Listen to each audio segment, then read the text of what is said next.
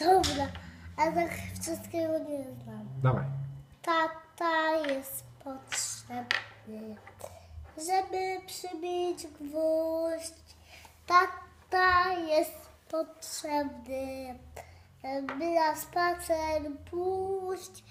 Tata jest potrzebny, by przytulić mnie i bajkę opowiedzieć, gdy oczy klei sen.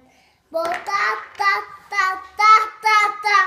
potrzebny bardzo jest, gdy kiedyś spotkam was, to on uratuje mnie. To jest druga zwrotka. Tata jest potrzebny, żeby w piłkę grać. Tata jest potrzebny. Co dalej? Dobra, zostaw to. By zakatać.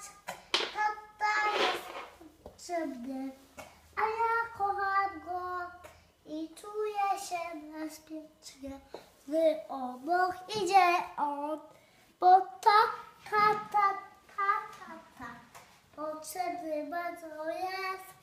Zawsze trzeba od początku, tata jest potrzebny i znowu.